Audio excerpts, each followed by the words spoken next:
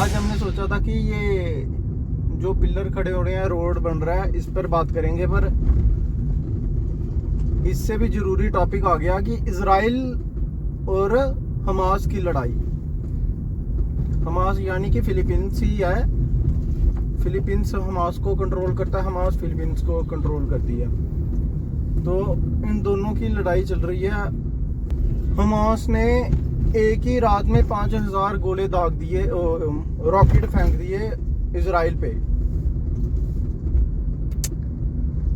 पता है आपको?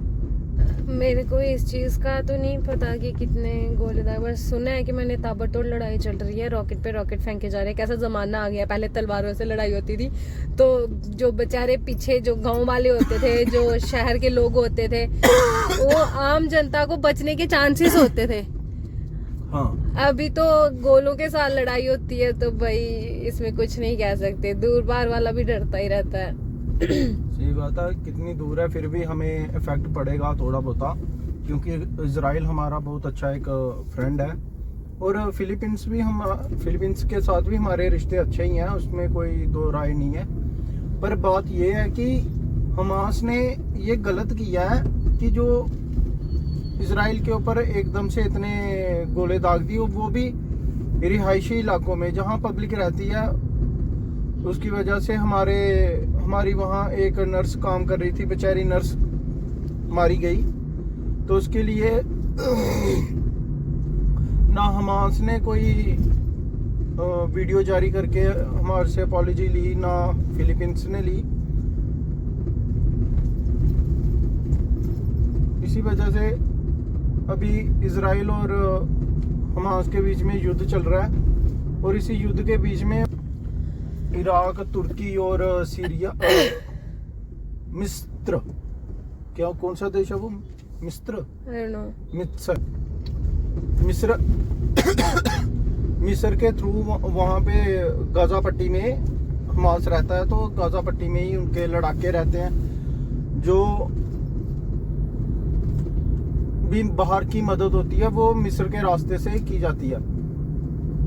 इसी में उन्होंने अब इजराइल ने वो बंद कर दिया, उनका बाहर से कुछ भी खाना पीना सब भूख हड़ताल कर दी उनकी कि बंद। और तेल के डिपो आ रहे थे समुद्र के रास्ते से, तो वो भी वापस भेज दिए इजराइल ने। हाँ, मैंने भी न्यूज में देखा ही था कि वो नुसरत एक्टर है हमारी कोई, वो उसका काफी ज्यादा वीडियोस वगैरह वायरल हो रही थी कि उसके साथ ना उधर अवार्ड लेने के लिए। तो मैंने देखा कि उनके साथ कोई कनेक्शन नहीं बन रहा है, काफी ज्यादा परेशानी हो रही थी एंड समथिंग। उसके बाद उसकी एकदम से मैंने वीडियो देखी है जिसमें मीडिया उसके मुंह में माइक घुसेड़ के वाज आस्किंग आप वहाँ के हालात बताइए। भाई वो मौत के सदमे से उभरी नहीं होगी तो वो हालात क्या बताएगी? वो खुद उसको घर जाने दो, शी वाज मतलब शॉक हो गई होगी, सफोकेशन हो रही थी उसकी। मैं उसके ऐसे महसूस कर पा रही थी कि उसकी आंखें ऐसे पानी से भर गई। एंड जब उसने एक वीडियो जारी किया कि मैं भारत सरकार का बहुत शुक्रिया अदा करती हूँ, मैं बहुत फॉर्चुनेट हूँ कि हम ऐसे देश में रहते हैं जहाँ पे हमें हर हाल में प्रोटेक्ट किया जाता है। बहुत सारी बातें उसने अपने देश के हित में कही है। नीचे लोगों ने उसको इतना कुछ बोला है कि ये पब्लिसिटी स्टंट है, अब फेमस होने के लिए सब कर रहे हो। अरे अगला बंदा मौत के मुंह से आया, at least you should pray for उस बंदे के लिए भी और बाकी वालों के लिए। लोग इतने इनसेंसिटिव कैसे हो जाते हैं? बस यही है कि अपने देश की बुराई करने के लिए बीच में कुछ होते हैं। एग्जैक्टली, मतलब कुछ नहीं हो सकता, वो जितना मर्जी बाहर से देश प्रेम दिखा लें पर अंदर से वो देशद्रोही ही बने रहते हैं। हाँ, कुछ रुकना चाहिए, कहीं तो होना चाहिए ना। एक स्टेटमेंट पे नहीं रुकते ना ये। हाँ, इन्होंने अभी कुछ बोला फिर बाद में कुछ बोलेंगे। दोगला बनती और मीडिया वालों को कहते हैं ये फिर ये दोगले हैं। ठीक है, जो मीडिया वाले दोगले हैं वो दोगली ही बात करेंगे, उनको आप किसी भी एंगल में बात बता दो।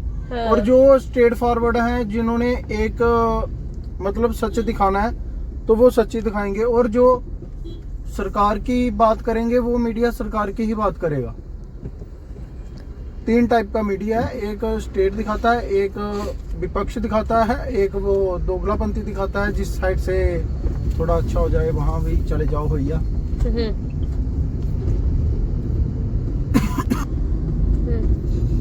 ये सब जो लड़ाई है ना इजराइल की, ये बस ब्रिटिशों की देन है। 1947 में हमारे साथ खेल गए और 1948 में इजराइल और फिलीपींस के साथ खेल गए। हमारे साथ ये खेल गए कि हमें 2 हिस्सों में बांट दिया, पाकिस्तान और हिंदुस्तान। फिर बाद में हमने एक और बना दिया, बांग्लादेश। पर वैसे ही जैसे ये उनके साथ खेले वैसे ही हमारे साथ खेले। और जो ये ब्रिटिशर है ना, ये लड़ाई का सबसे बड़ा कारण है। हर जगह जहाँ जहाँ भी इन्होंने थोड़ा बहुत अपनी वो हुकूमत की, वहाँ ये लड़ाई ही देकर गए।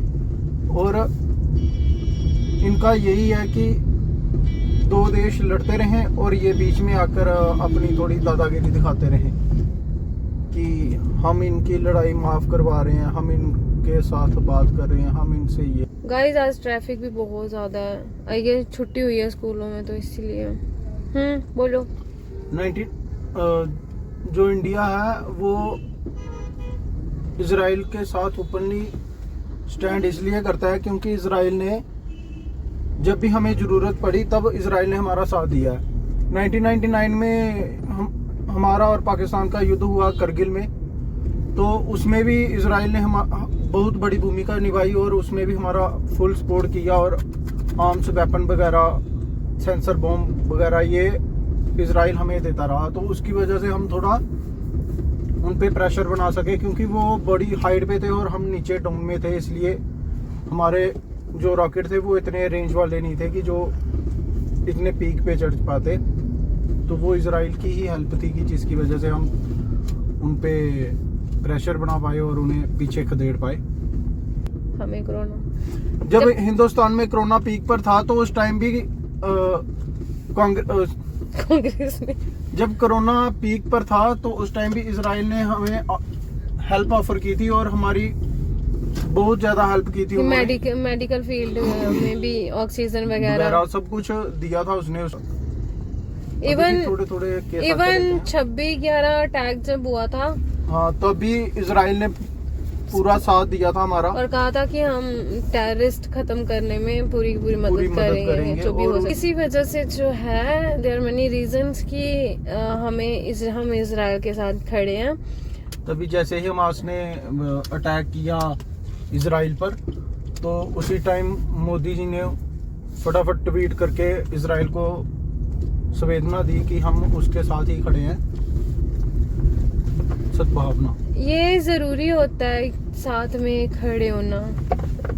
साथ में जब कोई दोस्त, अगर मेरा ही कोई आपका ही कोई दोस्त लगा लो, आपके साथ मुसीबत में हर टाइम खड़ा है, जब उस पर मुसीबत आए आप पीठ दिखा दो तो कैसा लगता है?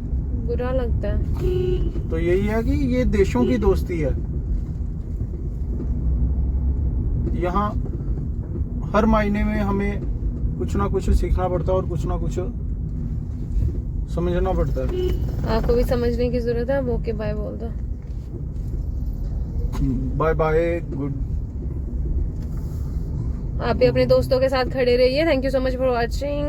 Keep watching and keep sharing. Tata.